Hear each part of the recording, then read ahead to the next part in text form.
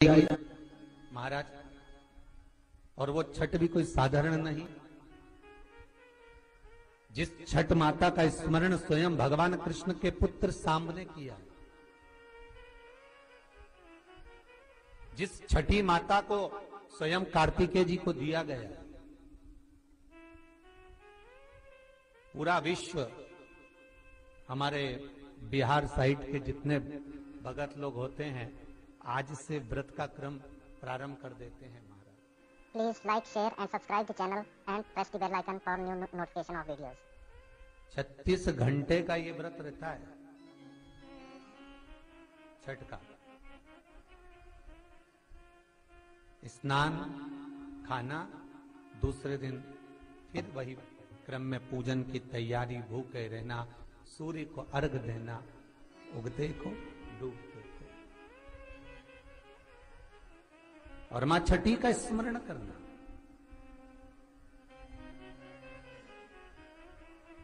और ये कोई साधारण सा महीना नहीं है कार्तिक का महीना। जिस कार्तिक के महीने में माता लक्ष्मी का स्मरण कर रहे हैं, कार्तिक के महीने में गणेश का स्मरण कर रहे हैं, माता सरस्वती का स्मरण कर रहे हैं, भगवान शिव का स्मरण कर रहे हैं, ये वही कार्तिक का महीना है जिसमें भगवान शंकर और भगवान कृष्ण का, भगवान नारायण का मिलन हुआ था। अभी जो कार्तिक पूर्णिमा आएगी उसके एक दिन तेरे हरिहर मिलन आता, वैकुंठ चतुर्दशी।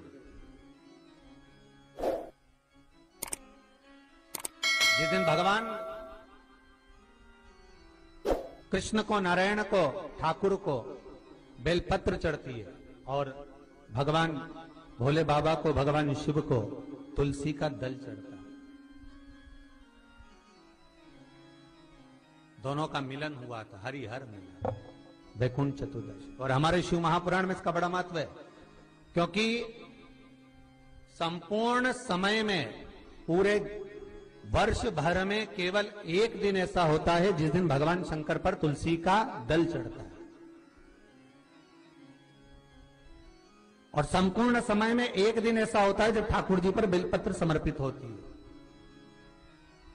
शास्त्र तो कहता है, विष्णु पुराण कहती है, स्कंद पुराण वर्णन करती है कि ठाकुर जी को तो बेलपत्र आप अगर पूजन कर रहे हो तो रोज समर्पित कर भी सकते हो, पर शंकर भगवान को, भोलेनाथ को, मेरे विश्वनाथ को तुलसी का दल साल भर में समर्पित नहीं होता, केवल एक वैकुंठ चतुर्दशी का दिन ऐसा होता है। और उस बेलपत्र की भी बड़ी महत्वता है। और कार्तिक के महीने में अपन जब कथा श्रवण कर रहे हैं, आनंद ले रहे हैं, सुनने के लिए बैठे हैं, और मौका मिला है कार्तिक महत्तम को श्रवण करने का, तो एक एक महत्व को अपन समझ। उत्तर भारत के जो लोग हैं ये पूजन करते हैं दीपावली के बाद में छठ की पूजन, छठी।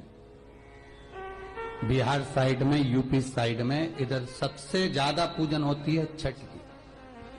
कौन सी माता है ये छठ? है कौन सी माता छठ? जितने लोग पूजन कर रहे हैं उनको भी ज्ञात नहीं है कि ये छठ की पूजन होती क्यों है, ये माता है कौन सी।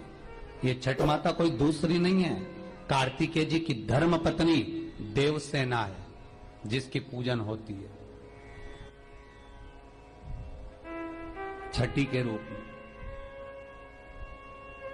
उगता सूरज और डूबता सूरज का अर्घ होता है। सबसे पहली छठ पूजन किसने करी थी? भगवान कृष्ण के पुत्र सांब ने करी थी। सांब पुराण कहती है सबसे पहली छठ पूजन, क्योंकि सांब का शरीर बेकार हो गया था। भगवान कृष्ण की शरण में सांब पड़ गया, पिताजी आपने मुझे श्राप दिया है, क्योंकि गलत भाव हो गया था, गलत दृष्टि हो गई।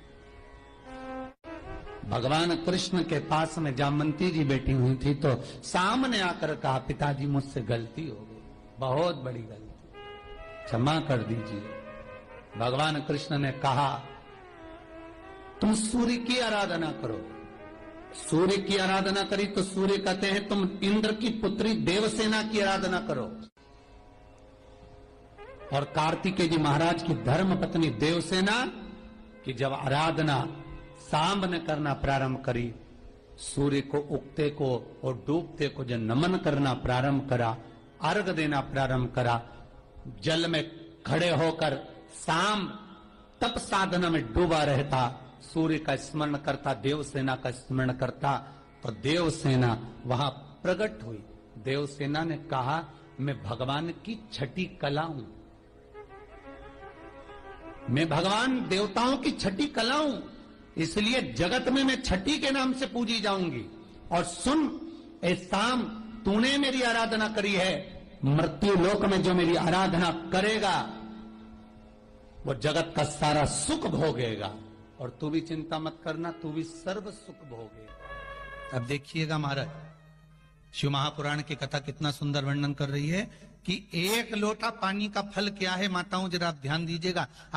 कई लोग कहते हैं गुरुजी आप पुरुषों को तो कहते ही नहीं हो कि एक लोटा पानी चढ़ाओ, कि पुरुष लोग मंदिर जाएं, कि पुरुष लोग भगवान शंकर का आराधना करें, पूजन करें। मेरा आप सबसे निवेदन है, इस व्यासपीठ से हमने कभी ये नहीं कहा कि माताओं आप जल चढ़ाओ, कि पुरुष आप जल चढ़ाओ। हम तो निवेदन सबके लिए करते हैं कि आप सब मिलकर, गला पकड़ रहा है बाबू, आप सब मिलकर आप शिव की आराधना करिए, आप सब मिलकर भगवान शंकर का आराधना करें। एक लोटा पानी, चाहे पुरुष हो, चाहे स्त्री हो, चाहे बच्चे हो, चाहे युवान हो, चाहे बड़े हो, वो जल शिव को समर्पित करें, शंकर को जल समर्पित करो,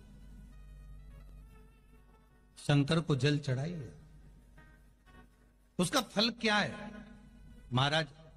शिव जी की कुछ चीजें बड़ी प्रिय है।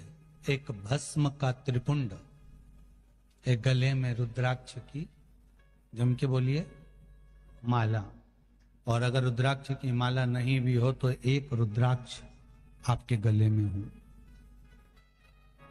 मस्तक पर त्रिपुंड हो, गले में रुद्राक्ष हो, और मुख पर या तो पंचाक्षर मंत्र नमः शिवाय ओम, या ओम नमः शिवाय, या श्री शिवाय नमस्तुभ्यम। फिर से बोलिए, श्री शिवाय नमस्तुभ्यम, श्री शिवाय नमस्तुभ्यम। पंचाक्षर मंत्र या शिव महापुराण का मूल मंत्र आप उसका